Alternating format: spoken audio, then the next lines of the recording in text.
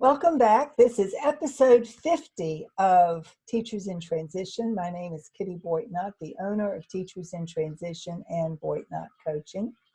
If you've listened to me before, you know that each week I alternate topics between stress management and career transition, and this week's topic is stress management. And what occurs to me to talk about with regard to stress is what's going on in the world right now, and that we are all, I'm sure, very, very aware of what's going on in our health community as well as our economic community, and that is the impact of the coronavirus. So I want to offer the disclaimer: I am not a physician, I am not a medical expert in any way, shape, or form. I am a trained stress management coach, and I do have an understanding of the impact of stress on our overall health. In fact, what I tell my clients is that stress gone unmanaged will make you sick. It's not a matter of if, it's just a matter of when.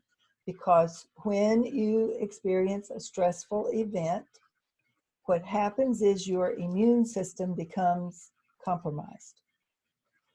And that's part of the reason, if you've ever noticed that you experience some stressful event, it does not matter whether it was a major event or a minor event, if it caused you stress, with almost like clockwork, within 7 to 10 days, you will come down with a cold. You might feel bad and come down with flu-like symptoms. You might even develop sinusitis or bronchitis. But like clockwork, you'll wind up with some kind of respiratory issue. It's part of being human. In my case, when I'm particularly stressed, I experience gastrointestinal issues. And I remember when I was much, much younger, many, many years ago, we were experiencing in my town at the time arson. There was someone who was going around different apartment complexes, setting fires in the laundry room. And there were a couple of people who actually died because they weren't able to get out of their apartment before their apartment was overcome with smoke or flames. And we got word from the police community that our apartment complex was, based on the pattern that they had determined, might be one of the next apartment complexes to be targeted. And I remember going to my roommate's parents' home for dinner that night. We talked about it. We even made contingency methods for getting out of, we lived in a third floor apartment, so we rigged up a rope that we'd be able to use to climb down from the third story window if we found that we couldn't get through the stairwell because of smoke or flames. And I thought I was handling all of that just fine. And I came home after we had had dinner, and I got ready for bed, and I went to bed, and within an hour I was throwing up everything that I'd had for dinner. And I am certain that it was nerves, it was fear, it was, concern about what if we were the next apartment building to be targeted. The good news on that story is that the person who was starting the fires was arrested before he ever got to our apartment complex. The irony is that the young person who was setting all of those fires was also on the fire crew. And he set the fires so that he could help put them out. Go figure. There are all kinds of people in the world, right? But that was my first experience with having a physical, or first experience I'm aware of. There may have been others that I just didn't connect, of physical manifestation of fear, worry, and concern. Now, given the scope of what's going on in the world right now, I'm recording this on Monday, March 9th, maybe by Thursday when this drops, things will have settled down and the world will be all right again. But at the moment, the stock market is down 2,000 points, and that's on top of all of the losses for last week. And so if you have money in an IRA or stock market or 401k or even your retirement, whatever retirement plan you may have, that is concerning. Hopefully that will start to set itself right again before too much longer. But then on top of that news, the reason for that news is the underlying concern, worry about the economic impact of the coronavirus, having whole countries having to close down whole cities, and Italy apparently just closing down a major portion of their country because of the sudden outbreak and the drastic number of illnesses that have spiked just in the last week. And we are getting all kinds of messages from all kinds of messengers. And what I would like to suggest today is that the information you pay attention to be information that comes from medical experts, not pundits on the news, not people who are trying to downplay, any more than you want to listen to somebody who's trying to scare the bejesus out of you.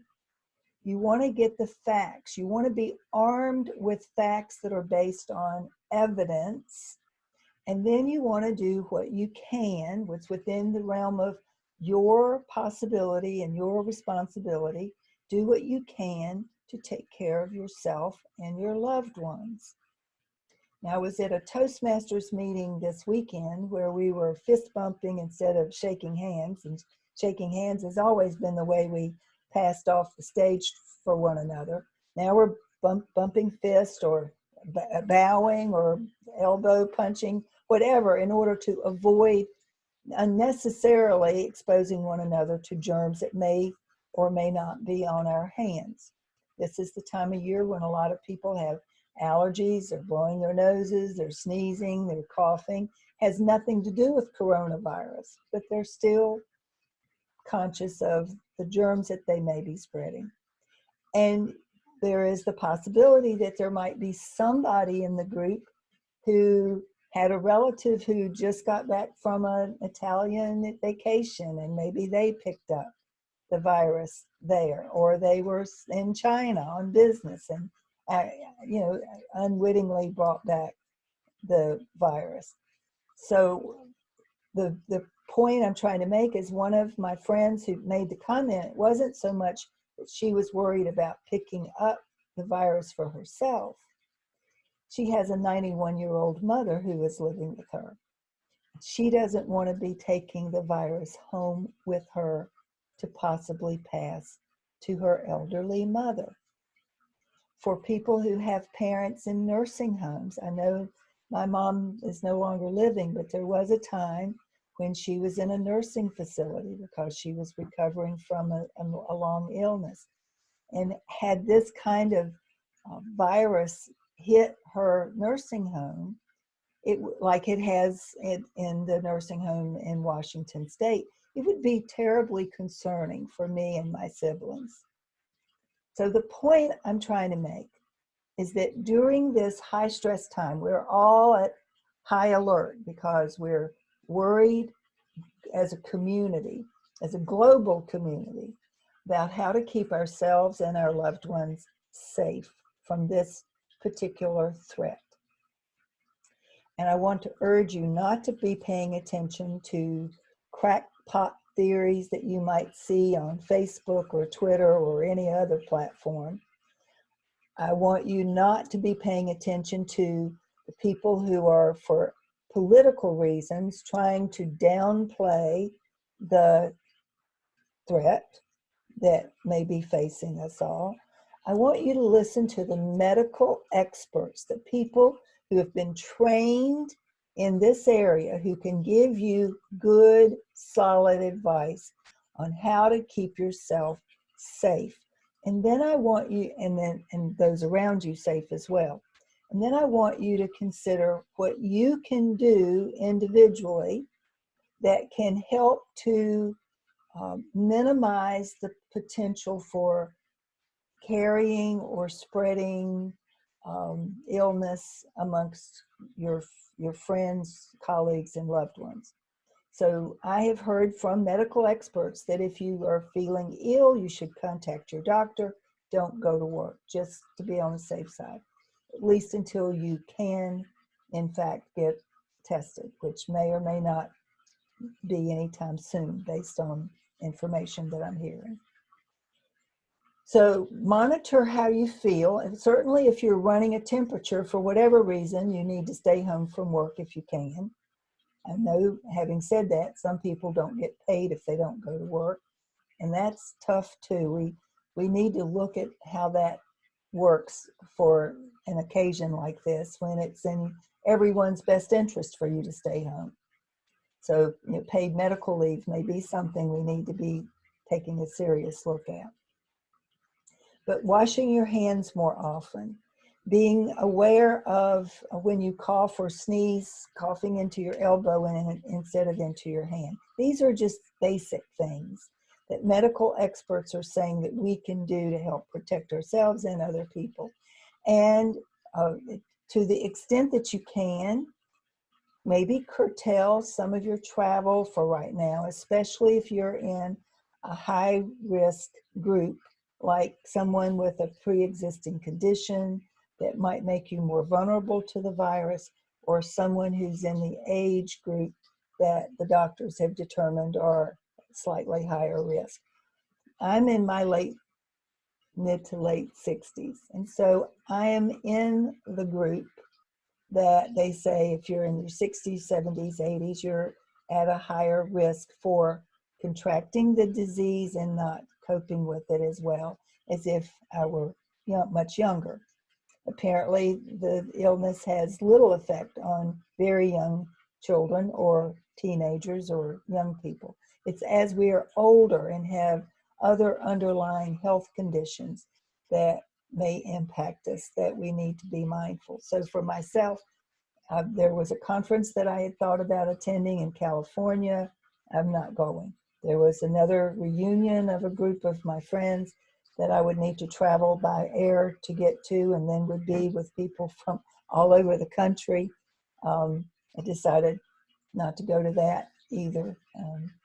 And there's another conference coming up in May that I haven't registered for yet, and I think I'm going to wait and see how things have panned out by later in March or early April before I make a decision about whether to go to that conference or not.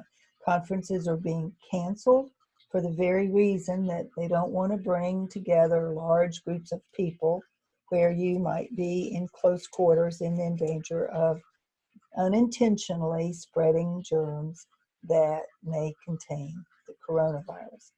So my ultimate message is, in order to try to manage your stress level during these stressful times, remember the importance of taking deep cleansing breaths during the day just to help calm you, to be more mindful in the moment about being grateful for the things that you do have that are going well, and pay attention to those things you have control over as opposed to the things you have no control over. And be sure that you continue to get the sleep that you need so that you can be well, get the nutrition that you need from good whole foods, whole grains, whole fresh vegetables. Get some exercise so that you are in better shape than you might be if you're not getting at least 30 minutes of rigorous exercise, even if it's just walking around the neighborhood or taking the dog for a brisk walk. Drinking the water that you need, being sure that you drink certain teas that are strong in antioxidants that might be able to help to build your immune system. Because here's the thing, your immune system will be depressed if you succumb to stress. So be careful about succumbing to the stress. Be armed with facts, not fear, and follow the directions of the experts who know what they're talking about and can give you good guidance as to how to navigate through these particular turbulent weeks and months ahead of us. That's it for today. I hope that will have helped some if you're feeling stressed about the coronavirus or the stock market or anything else that may be going on in your life. Practice good self-care strategies. Remember, there are some things we can control and other things we have to let other people control. You can only do what you can do to protect yourself and your family. So do that. Until next time, that's it for today.